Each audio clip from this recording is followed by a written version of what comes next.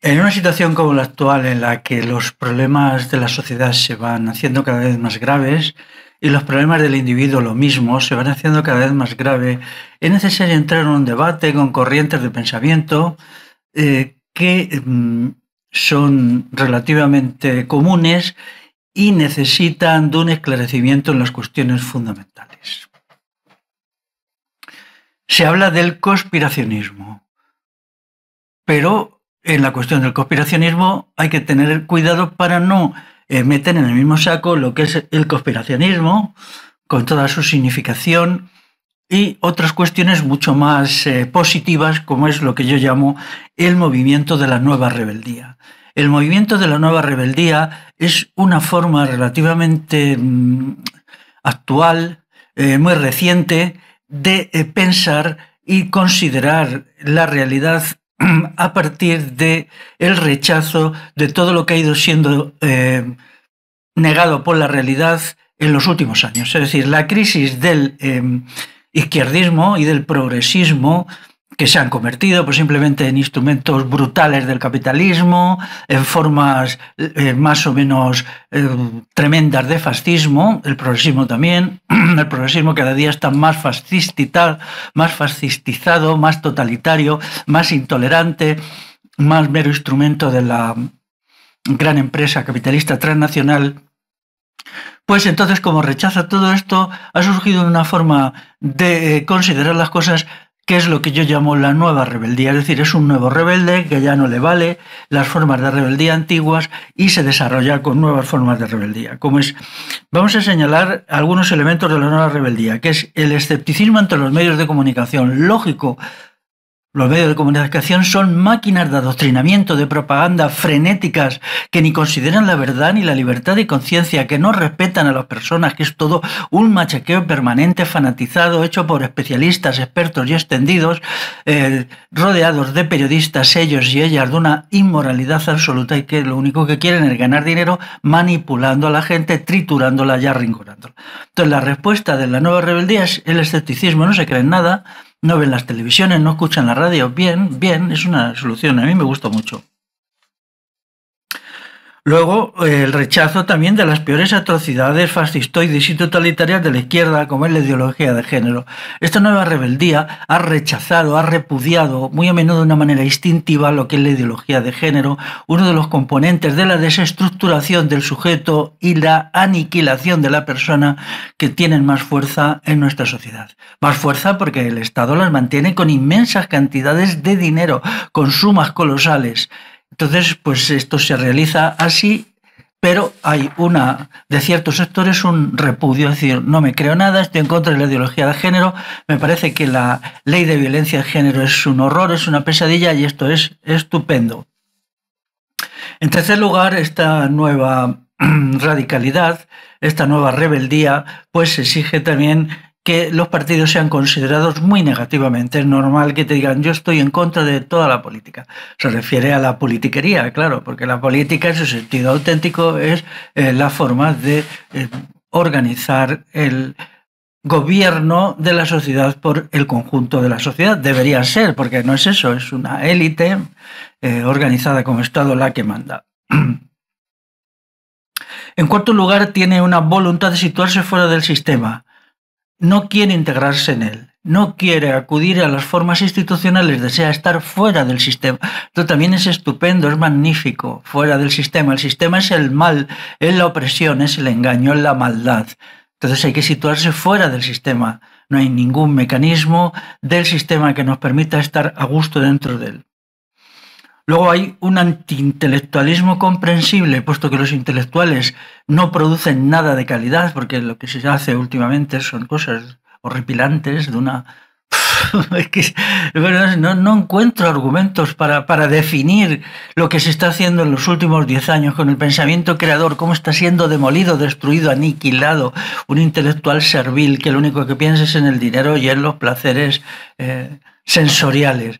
Bueno, pues entonces esta nueva radicalidad, esta nueva rebeldía, pues se declara antiintelectual. Es comprensible, esto tiene limitaciones, puesto que a mi entender sí que estudiar a los clásicos, pero los clásicos, son muy poquitos, no los que ahora van de editores de libros o la gente que publica libros que son penosos. También está el repudio del globalismo, es decir, el globalismo, esta corriente que se basa en la destrucción de lo local, por lo tanto, de lo que es o puede ser democrático y participativo, las culturas locales, las lenguas locales. También hay un rechazo del globalismo, una actitud suspicaz, anti-globalistas, mientras que toda la izquierda y todo el progresismo es entusiasta del globalismo. Claro, ellos, como les pagan para eso, pues ahí está. Bueno, entonces, estos y otros muchos más son los rasgos de la nueva rebeldía. Esta nueva rebeldía, lo que pasa es que aparece entremezclada con el conspiracionismo y es difícil a veces separarlo uno de lo otro porque el conspiracionismo muy astutamente utiliza los elementos de esta nueva rebeldía para lucrarse, para prosperar y para salir adelante. Yo tengo muchas coincidencias con el movimiento de la nueva rebeldía y entiendo que están cumpliendo una función higiénica, útil, de evitar las mayores atrocidades y de sentar las bases para movimientos de desarrollo y de avance de la conciencia revolucionaria. Pero la nueva rebeldía no es revolucionaria. No se plantea la revolución, sus proyectos no son revolucionarios, solo es como poner límites y frenar un poquito a la locura que los poderes constituidos han desencadenado en los últimos 2 decenios. Pasemos ya al conspiracionismo, que es la otra cara de la moneda, la cara oscura de la moneda. Y en primer lugar diré algo, si todo se explica por conspiraciones, el conspiracionismo tiene también que tener su origen en una conspiración, ¿o no? Porque lo que no puede ser es de acusar que todo resulta de conspiraciones y luego decir que nosotros no somos una conspiración. Eso es lo típico de los conspiracionistas, los demás sí, ellos no. Entonces, pues esto, claro, no es creíble. Yo voy a aplicar su método, que es explicarlo todo por conspiraciones, al propio conspiracionismo.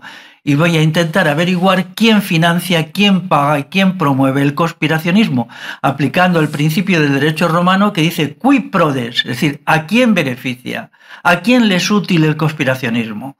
¿Quién se mejora su estatus en la sociedad a partir de la acción conspiracionista? Y entonces estos que son beneficiados por el conspiracionismo pues son sus creadores y sus promotores. Es de sentido común, ¿no?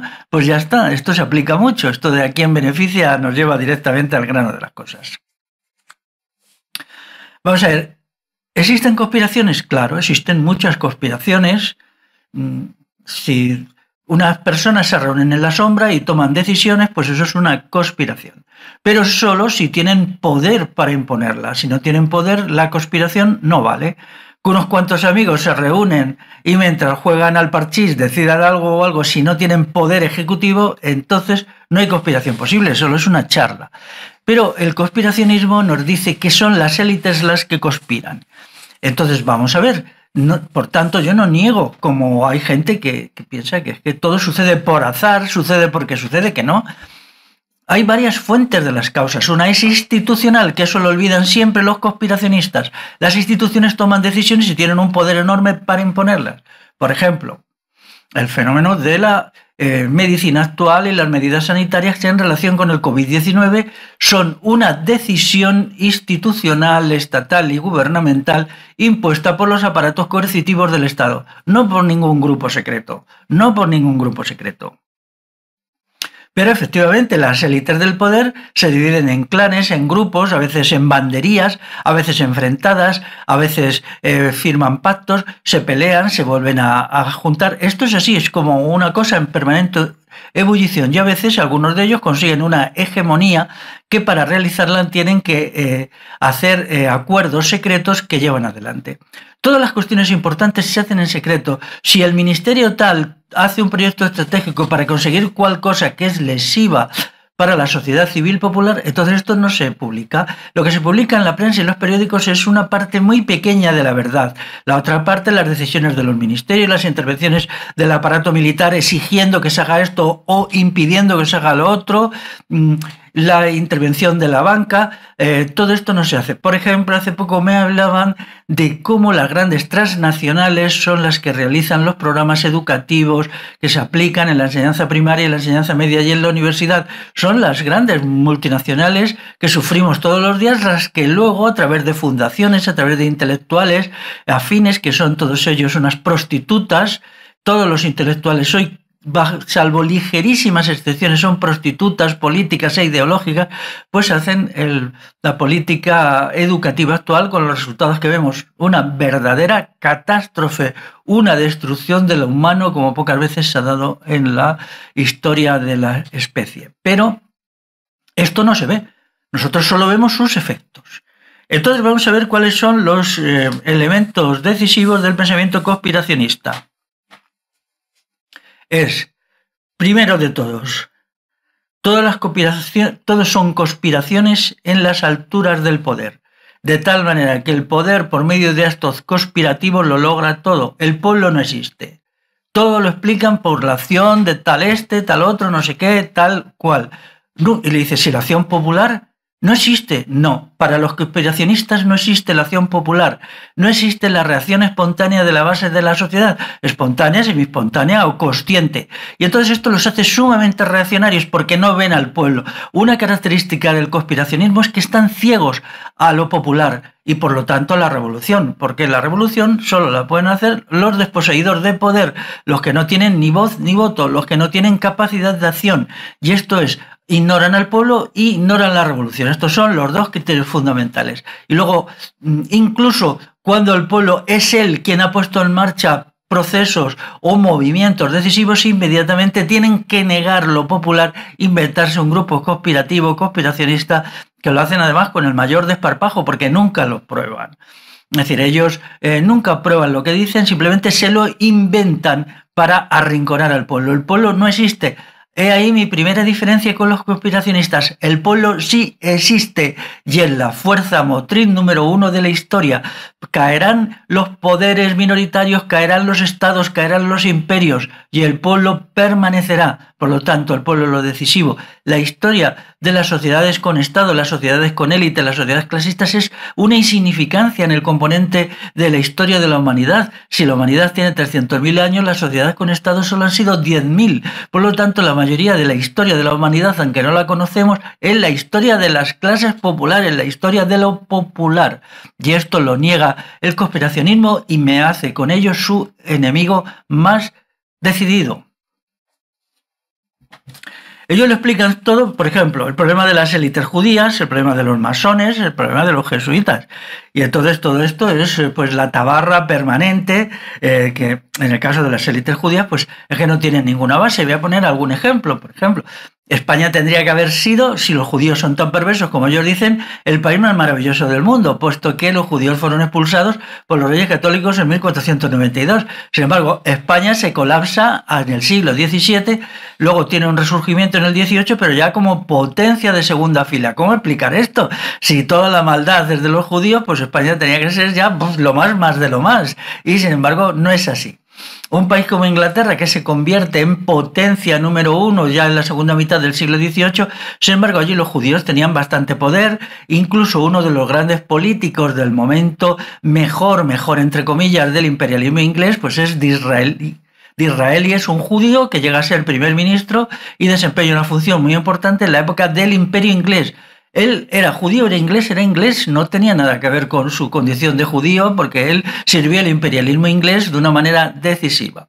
En el caso de Alemania, lo mismo de lo mismo. Por ejemplo, en la Primera Guerra Mundial, si atendemos a algún estudio que se ha hecho, el número de judíos alemanes que fueron militarmente condecorados por actos de guerra en la Primera Guerra Mundial fueron muchísimos, muchos miles. En proporción al número de personas que eran judías, fueron más condecorados los judíos alemanes que los arios alemanes. Y entonces luego a Hitler se le ocurre decir que ellos eran enemigos de Alemania y tal y tal. ya le dijo gente, y hubo mucha gente que eran héroes de guerra de la Primera Guerra Mundial 1914-1918, que iban con sus cruces de hierro, con sus condecoraciones, y decían, señor Adolfo, don Adolfo, ¿usted qué nos está diciendo? Pero si nosotros hemos combatido en las trincheras codo con los arios alemanes sin ningún problema, ¿qué nos cuenta usted? Y él tuvo que inventarse esta historieta. Por ejemplo, él nos dice que es que la historia de Alemania siempre había sido una catástrofe por la cuestión de los judíos, sí, pero Alemania venció Prusia, que era el núcleo de Alemania, venció en la guerra franco-prusiana, derrotó a a Francia, que no era cualquier cosa, la venció. Si los judíos son tan funestos, ¿cómo es posible que Alemania venciera a Francia en la guerra de 1870-1871? Sí, ya sé que toda esta gente que defiende teorías absolutamente delirantes, de mentes desquiciadas, lo digo perfectamente. El antisemitismo es una locura y es imposible razonar con ellos. Dicen las tonterías más enormes, ¿no? Y lo falsean y lo manipulan todo. Es como el problema del sionismo. Vamos a ver, el sionismo, ¿qué es el sionismo? Es una creación del imperialismo inglés. Si no hubiera sido por el imperialismo inglés, no había existido el sionismo. Y ahora resulta que como esta gente de la extrema derecha, que son antisemitas, les encantan los imperios, atacan al sionismo, pero no al imperialismo inglés, que es su causa. Y ahora el imperialismo yanqui, ¿no? Entiendo yo que tendría que ser, si estamos en contra del sionismo, remontémonos a sus causas, no nos quedemos simplemente en el asunto de los efectos, de uno de sus efectos. Porque no existiría sionismo sin el imperialismo, pero ellos se paran, porque el imperialismo les parece bien. ¿Qué hacen toda esta gente de extrema derecha, todos los nazis españoles? Llorar por el imperio. ¡Ah, cuántas lágrimas derraman! Por ejemplo, les encantan los tercios de Flandes, pero no tienen nada que decir de las milicias concejiles. Pero vamos a ver, si los tercios de Flandes fueron una porquería, donde prácticamente en las 3/4 partes de sus componentes eran alemanes, italianos, gente ajena. Sin embargo, las milicias concejiles eran 100% ibéricas y tuvieron una ejecutoria y una trayectoria militar muchísimo más interesante. Pensemos en la batalla de Simancas, en la batalla de las Navas de Tolosa, y lograron éxitos militares colosales frente al imperialismo islámico. Pero eso no les interesa, porque eran tropas defensivas, ejércitos defensivos que defendían la libertad, no como los tercios de Flandes, que eran ejércitos imperiales que hacían tropelías, atrocidades, por ejemplo en Amberes, el famoso saco de Amberes, todas estas cosas, y eso les hace babear. Ya lo diré, el conspiracionismo tiene un componente tremendo de extrema derecha, de nazismo, de fascismo, de falangismo, que a mí me repugna y yo lo vomito. Los masones, lo mismo. Ahora resulta que todos masones. El consejo de administración del banco tal cual no les importa lo más mínimo. Por ejemplo, que ahora se esté creando una macroentidad de un poder enorme que es la resultante de la fusión entre el BVA y el Banco de Sabadell, eso se les trae al fresco, no dicen nada porque ellos son unos ultracapitalistas, unos ultra del capitalismo. Pero los masones, ¿qué ha sido siempre la masonería? Pues un elemento en parte folclórico. ¿Yo estoy en contra de la masonería? Sí. ¿Por qué? ¿Porque sean un grupo conspirativo con un poder enorme, bla, bla, bla? No, porque son ideólogos de la Revolución Francesa. Ellos se dedican a difundir los ideales de la Revolución Francesa, del progresismo, y puesto que yo estoy en contra, los rechazo, pero no más y no menos de lo que hago con otras muchas instituciones surgidas de la Revolución Francesa. Me molesta mucho más la izquierda, que todavía sigue ahí mascullando sobre la Revolución Francesa y encendiendo velitas a Robespierre y a toda esta gente, ¿no? A toda esta pandilla de criminales frenéticos, o a Lenin mismo. El leninismo, como una continuación del robespierrismo, es una cuestión, es una ideología muchísimo más criminal. Por lo tanto, ¿qué tenemos que decir de la masonería? No, aquí nos encontramos con la famosa conspiración judeo-masónica del franquismo, y eso demuestra que quien está metido en esto es franquista, es fascista, es falangista, aunque no se ponga la camisa azul. Y vamos a decir ya la verdad. Vamos a decir la verdad de todas estas memeces y estas bobadas. Y vamos a dejarnos ya de decir que el sionismo, que los judíos, que no sé qué y no sé cuántos. Y vamos incluso a retirar las palabras, a que vengan dándonos la lata con un sionismo y un judaísmo que no tiene ninguna base más allá de las cosas que ellos se han inventado.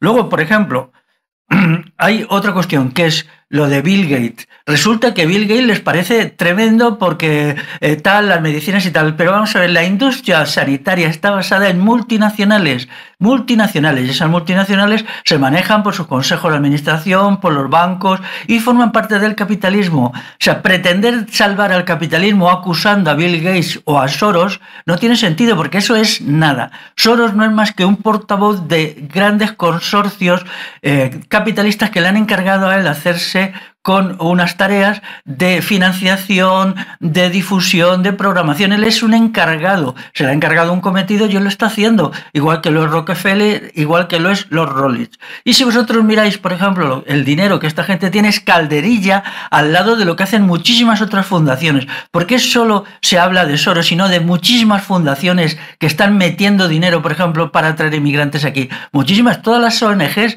las mantiene el Estado. ¿Por qué no atacáis todas esas masa de ONGs que son las que realmente promueven la emigración a Europa? ¿Solo por qué? Porque Soros es judío. ¿Y eso qué nos importa que sea judío? Hay otros no judíos que lo están haciendo mucho más que ellos. ¿Por qué no atacamos las multinacionales farmacéuticas?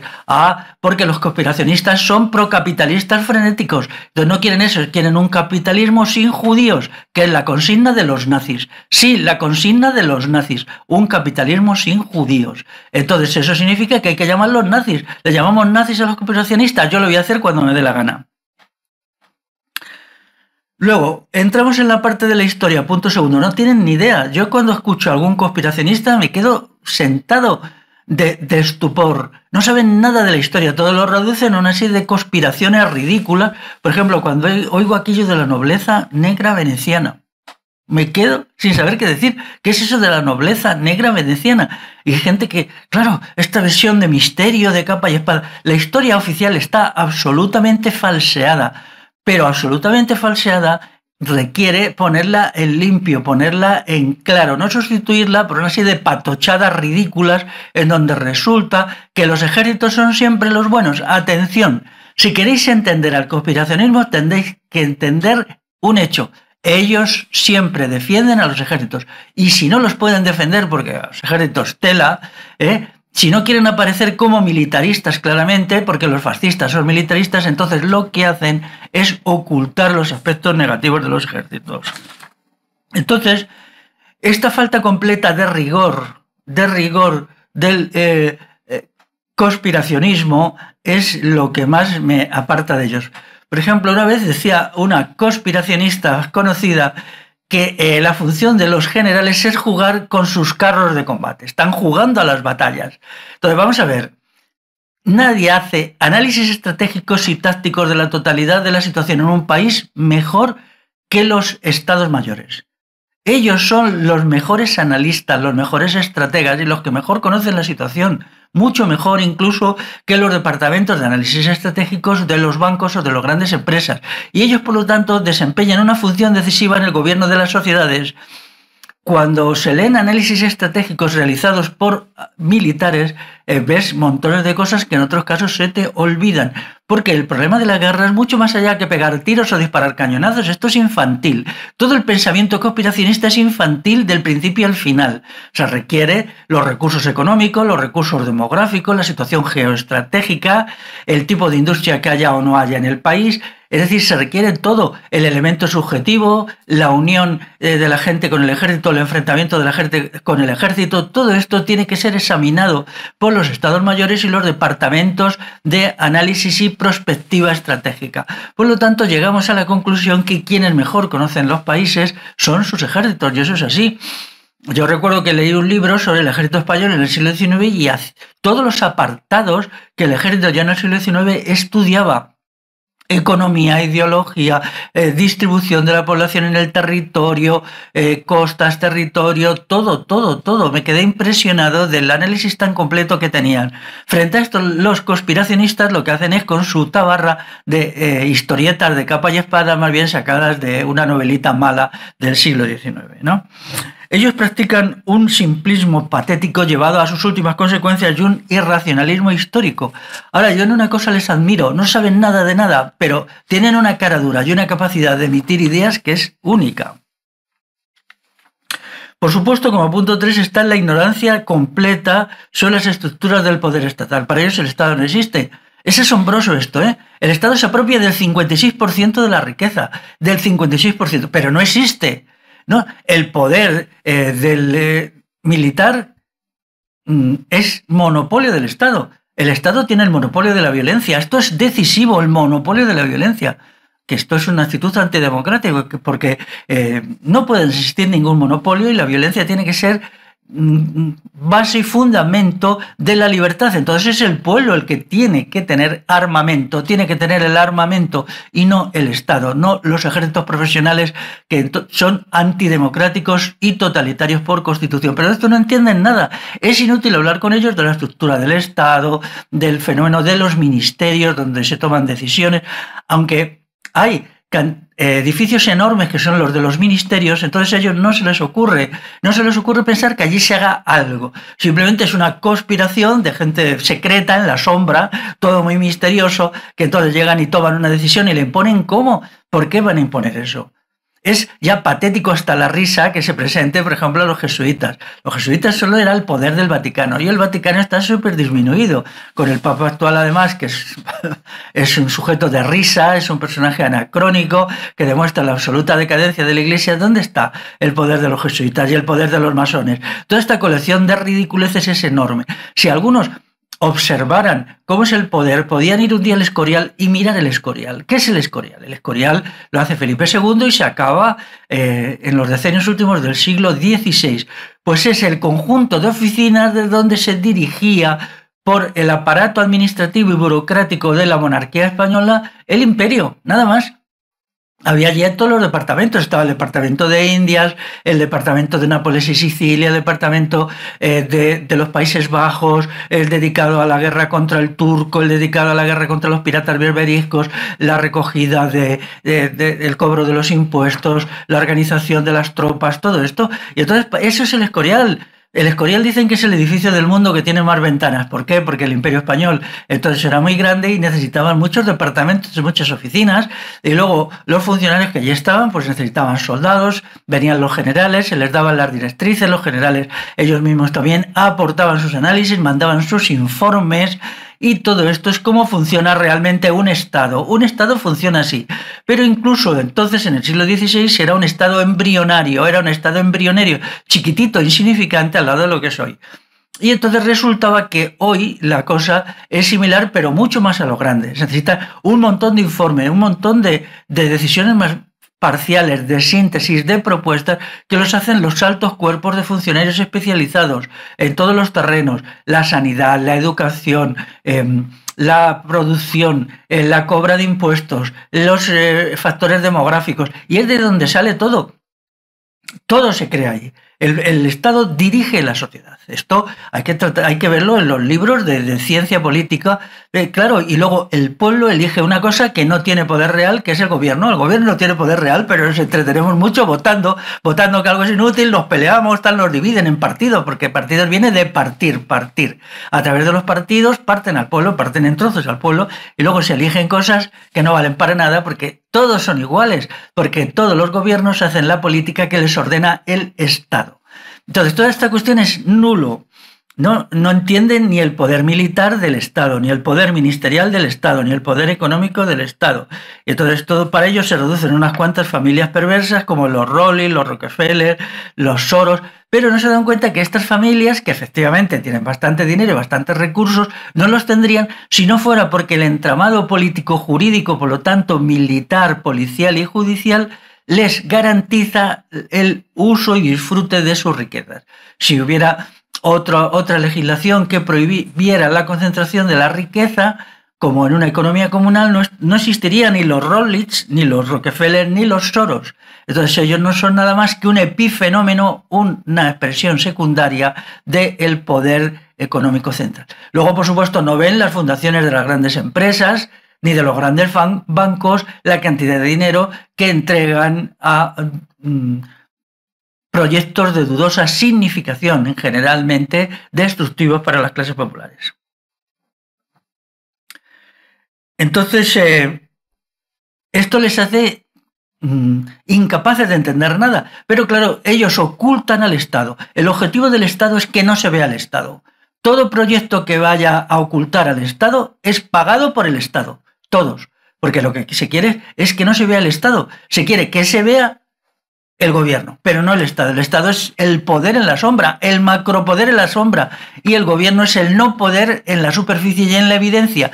Quien crea que la izquierda y la derecha son distintas, o que la derecha tiene poder, o que la izquierda tiene poder, o que los jesuitas, o que los Lourdes, y todo eso son bobadas de ignorantes e incompetentes.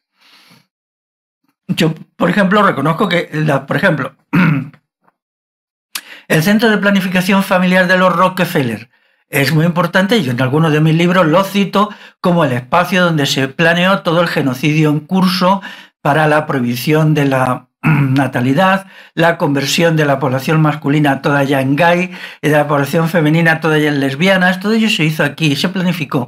Pero el Instituto Rockefeller actuó dirigido por un político de Estado como era Henry Kissinger. Henry Kissinger encarga a la Fundación Rockefeller llevar adelante eso, pero no solo la Fundación Rockefeller, era muchísimo más. La Fundación Rockefeller no es de la familia Rockefeller estrictamente, sino es del conjunto de los banqueros, de los oligarcas, de los multimillonarios, de los altos funcionarios del Estado, de los militares. Es un entramado, un conjunto de poder, y luego, bueno, pues se lo hizo la Fundación Rockefeller como podía haber hecho otras. Aquí casi todos los bancos o todos los grandes bancos tienen fundaciones. Esas fundaciones manejan un poder inmenso, influyen en la sociedad civil, crean el sistema educativo, deciden quién va a ser un escritor de fama y quién no, deciden qué historia mentirosa y fullera se va a contar o no, deciden todo. Pero, y esto, algunas de ellas son completamente desconocidas por la opinión pública, pero existen, y cuando se estudia, pues están ahí,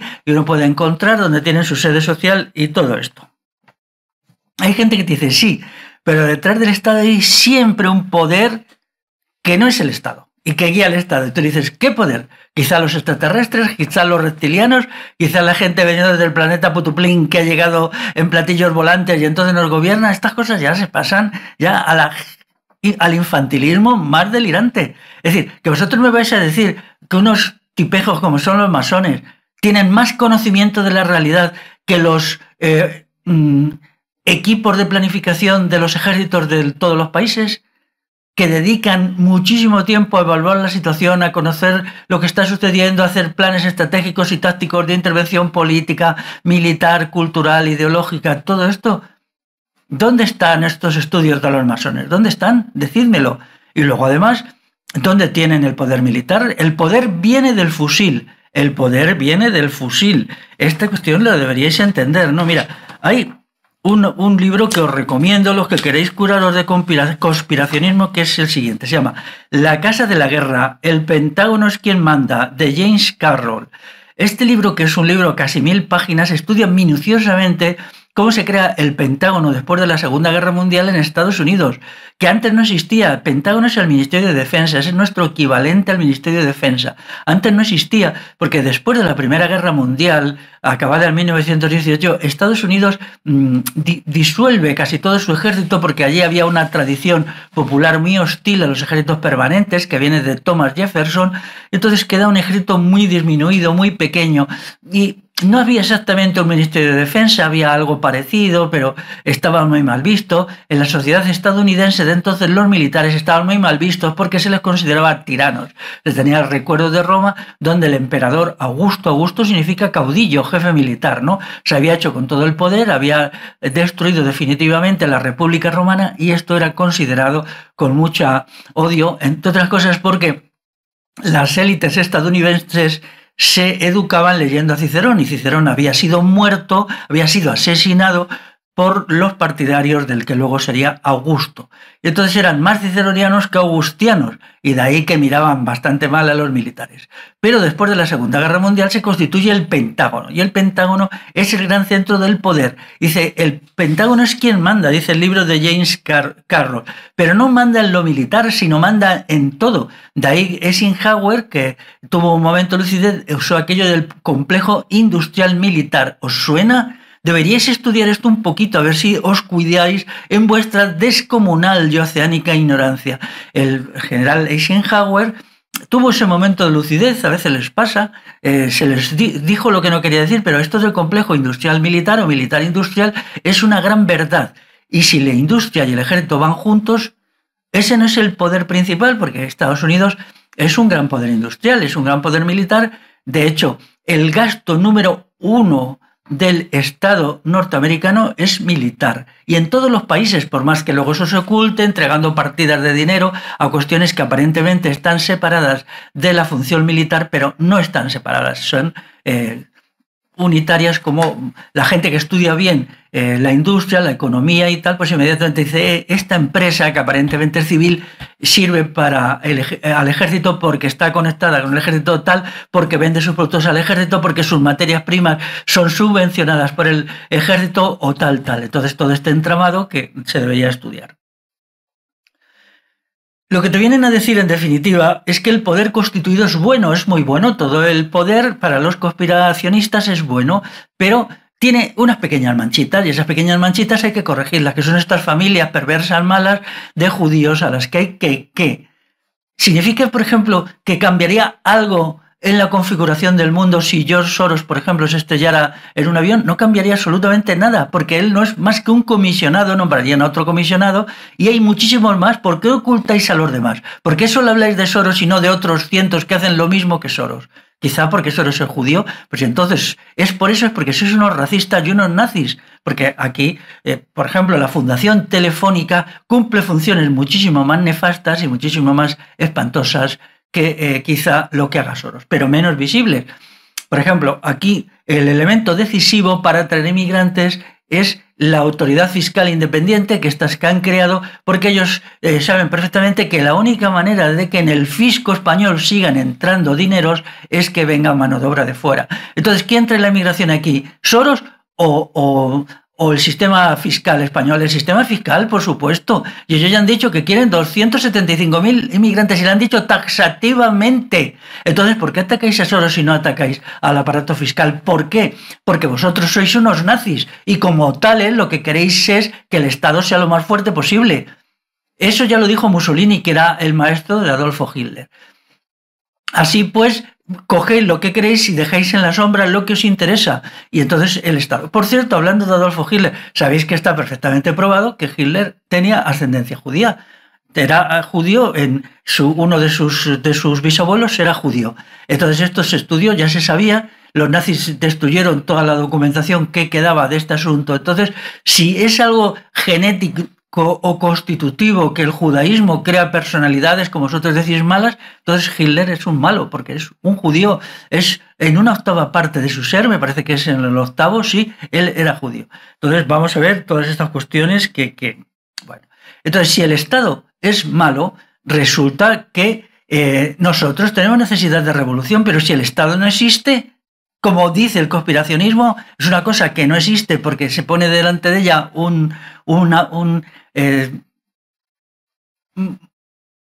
masa de humo que lo oculta, entonces resulta que no hay nada que hacer.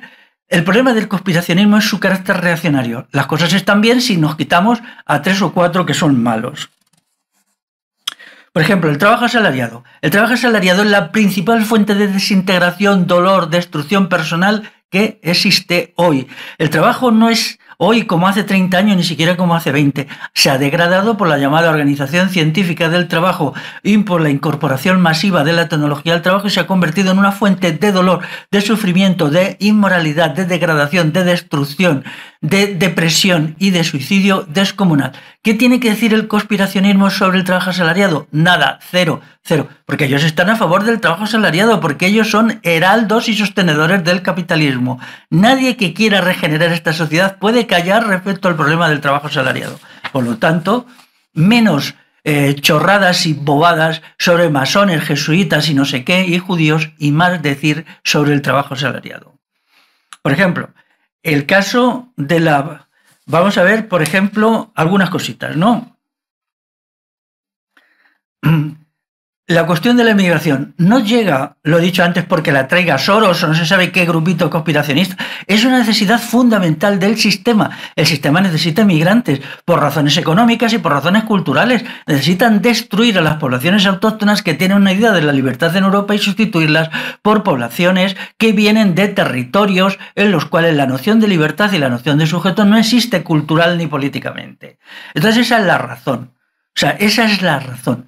Entonces, mientras las élites del poder estén aquí, va a haber emigrantes y va a tener lugar la sustitución étnica, que ya casi ha tenido lugar en una parte notable de Europa. Es decir, se ha producido una limpieza racial con sustitución étnica. Esto no se dice nunca. ¿Por qué no decís no a la limpieza étnica en Europa?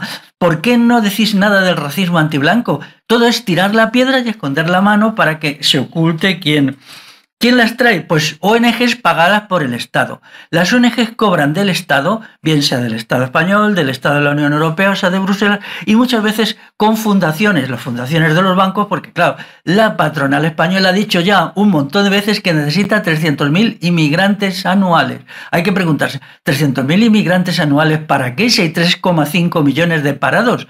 Bueno, pues preguntarlo vosotros, a ver qué conspiración es esta que nos dice que habiendo 3,5 millones de parados tienen necesidad imperiosa, urgentísima. Si no, la economía se hunde de 300.000 inmigrantes. Preguntaros por qué. Luego, el caso de la política sanitaria, siempre nos dicen Bill Gates, no sé qué, pero vamos a ver. Aquí está el Ministerio de Sanidad. El Ministerio de Sanidad tiene 3.200 millones de euros, 3.200 millones de euros de presupuesto. Lo que hace el médico tal y cual es lo que le manda el Ministerio de Sanidad, y si no lo hace es expulsado. Ahí están casos como el doctor Costa Bercher, Enrique Costa Bercher, que cuando se opone a la política sanitaria en la cuestión del SIDA, le echan, simplemente le echan. ¿Y esto qué es? Porque el Ministerio de Sanidad tiene poder coercitivo, tiene aparatos coercitivos, tiene policía, tiene tribunales, y esa es la cuestión.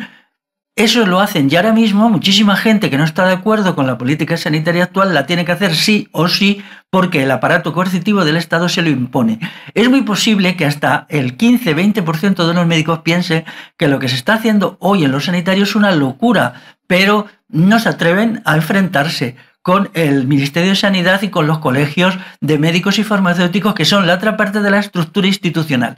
Si creemos que las estructuras institucionales no son nada, porque nunca se las critica, nunca se las denuncia, siempre se pone el acento en personas y no en estructuras, entonces, ¿cómo vamos a resolver el problema de una sanidad verdaderamente popular que cure y no mate? Es imposible. Daros cuenta que se llega a un callejón sin salida. Culpar a personas, por muy importantes que sean, de lo que realmente hacen las instituciones es salvar a las instituciones. Salvar a las instituciones es ser unos reaccionarios. Reaccionario es eso, conservador, reaccionario, carca, que es... Veamos, por ejemplo, muchas de las medidas de esta naturaleza, ¿de dónde vienen? Esto queda muy claro, por ejemplo, en la cuestión de la ideología de género. La ideología de género, los conspiracionistas dicen estar en contra y la presentan como una locura de la izquierda. La izquierda y el feminismo se han vuelto locos y han creado ese engendro, ya está. Entonces todo se resuelve combatiendo ideológicamente a la izquierda y a los feministas. Pero la ideología de género es muchísimo más que eso. Es una necesidad estructural del sistema, por muchas razones. Empecemos por el principio. ¿Quién crea la ideología de género? El manifiesto Skun, formalmente escrito o firmado por una loca de Atar, una loca en el sentido clínico, no lo estoy insultando, que se llamaba Valerie Solanas, que era estadounidense. Es muy fácil saber que el manifiesto Skun en realidad lo hacen los servicios de contrainsurgencia del ejército norteamericano. Los servicios de contrainsurgencia preparan esa cosa horrible. Skun significa manifiesto para la aniquilación de los hombres. Es decir, el manifiesto lo que propone, y lo dice con toda claridad, es matar a todos los hombres. Y es lo que se está haciendo a través de la ideología de género, por muchos procedimientos.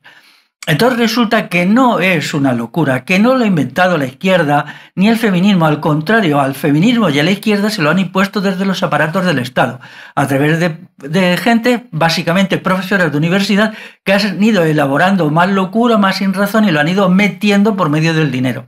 La inmensa mayoría del feminacismo funciona por dinero. Yo he calculado que ellos manejan, que el movimiento feminazi maneja en el Estado español 1.600 millones de euros anuales. Es una cantidad descomunal, de los cuales 1.200 millones provienen de instituciones estatales. Sin ellas, el feminismo se desintegraría en 24 horas. Y otros 400 de fundaciones, de grandes empresas transnacionales, etcétera, etcétera. Por lo tanto, si nos tomamos en serio las cosas y no vamos con cositas sin pie ni cabeza, entonces tenemos que decidir que mientras haya instituciones estatales y empresariales existirá la ideología de género, y no debemos confundir a la izquierda y al feminismo, que son simplemente unos meros transmisores, voceros, por supuesto con una responsabilidad enorme de la cual tendrán que responder ante tribunales populares. Ellos transmiten solo algo que ellos no han construido, porque ellos no son inteligentes, ellos no crean nada. O sea, cuando uno lee el manifiesto con detalle y ve la mano de la CIA, ahí se juntó pues probablemente un comité secreto, sí, una conspiración de la CIA, del ejército norteamericano, de esos psicólogos, sociólogos, y trabajaron un montón de años, quizá 3 o 4 años, hasta que me parece, estoy hablando de memoria, en 1976 se da el manifiesto, y luego se busca una persona que estaba como una cabra, literalmente, que era la Valerie Solanas, que probablemente por dinero, por grandes cantidades de dinero, que ella dice que lo ha hecho ella. Entonces, eso sucede en todo. Aquí, por ejemplo, todos son conspiraciones y grupos secretos, pero ¡aja! Mira por dónde, el CNI no es conspiracionista, no conspiran nada. Esto es absolutamente increíble. Vamos a ver, por ejemplo, los conspiracionistas, por razones que no vienen al caso, están bastante enfrentados con el partido Unidas Podemos. ¿Pero qué es Unidas Podemos en una creación del CNI? El CNI es la CIA de España. Luego, por lo tanto, si nosotros sabemos que la CIA ha metido la mano en montones de asuntos, recordemos aquello del proyecto MK Ultra para meter la droga, para muchas cosas, y resulta que aquí a los conspiracionistas se les olvida el CNI. ¡Qué curioso olvido! El CNI no es una institución militar, es una institución militar. Y bueno, tiene un presupuesto enorme, está dirigido por un general del ejército y produce toda clase de cosas. El CNI se dedica a la guerra no convencional, a la guerra ideológica, a la guerra política, lo que ellos llaman guerras asimétricas, la conquista del corazón y las mentes de la gente para los proyectos del aparato de poder. Estas cuestiones no encontraremos nada cuando realmente, si hay un grupo que conspira en la sombra, hoy es el CNI. De ahora en adelante no debéis tomar ninguna consideración hacia los conspiracionistas que no pongan al CNI en el centro de sus críticas, pero el CNI como parte del aparato militar y no cualquier cosa.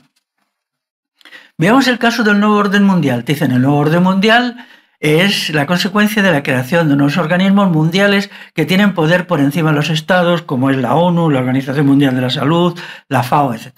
Bueno, en primer lugar, esto es inexacto. Estos organismos son los instrumentos del neocolonialismo que se van creando después de la Segunda Guerra Mundial, pagado por los estados imperialistas, sobre Estados Unidos, Inglaterra, Francia, posteriormente China, posteriormente la Unión Soviética, o sea, Rusia.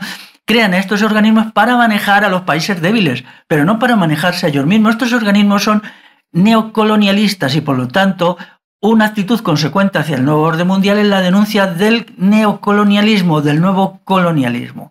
Pero el nuevo orden mundial no se basa en estos organismos que tienen un poder y unos recursos económicos muy limitados. Se basa en las grandes empresas transnacionales. Las empresas transnacionales tienen la sede aquí, producen un componente de 7.000 kilómetros al norte, otro componente de 9.000 al sur, y entonces resulta que son transnacionales porque operan en un montón de países, manipulan la conciencia de un montón de países y rompen la cultura y la lengua de un montón de países.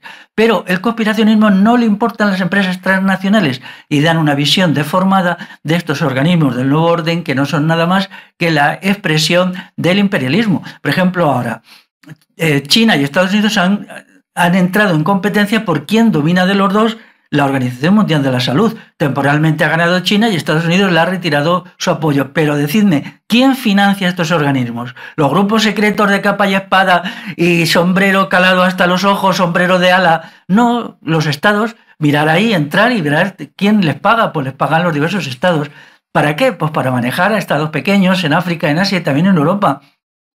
Como nuestro país se está hundiendo en la miseria y en la destrucción, pues cada vez más está mundializado por estos organismos, pero no por grupos así como así, ¿no? De Entonces podríamos seguir adelante con ejemplos continuados que demuestran la ignorancia, la incapacidad para la reflexión, la mala fe, porque es de mala fe, por ejemplo, lo que se hace con la ideología de género. Yo, como sabéis, tengo el libro mío, que se llama Feminicidio o Autoconstrucción de la Mujer, del que soy coautor. Ahí se dedican muchísimas páginas al estudio del manifiesto Scum. Todavía no se insiste lo suficiente a mi entender en que es un producto de la CIA y del ejército de Estados Unidos en sus acciones sempiternas de contrainsurgencia, pero realmente pues se dice, quizá no lo suficiente, pero se dice. Como conclusión, para el conspiracionismo tengo que decir que niegan la diferencia entre mandantes y mandados, niegan la función del ejército y los organismos militares que hoy cumplen una función decisiva en el gobierno del mundo. Protegen con sus silencios a las grandes compañías capitalistas, nada dicen del horror del trabajo asalariado, etc. Sí, pues, todos estos son los beneficiados de su acción, luego ellos son quienes los mantienen.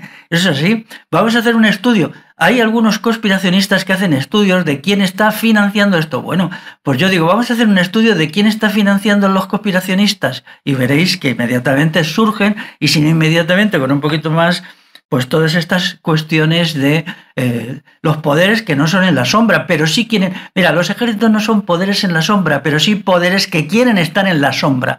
Esa es la cuestión decisiva, estar en la sombra. Y es curioso, incluso los pocos libros que se publican sobre los ejércitos hoy, sobre su financiación, y los que se publican, pues los autores tienen que vérselas con problemas, ¿eh? En algún caso, yo conozco algún estudio muy interesante de la presencia militar en la sombra en la industria de Estados Unidos ahora, en los últimos 10 años, y esos estudios, pues yo creo que a su autora no le van a servir para triunfar mucho, ¿eh? Más bien le van a crear problemillas, ¿no? Por lo demás, me resulta intolerable la conexión entre el conspiracionismo, el nazismo, el falangismo y el fascismo.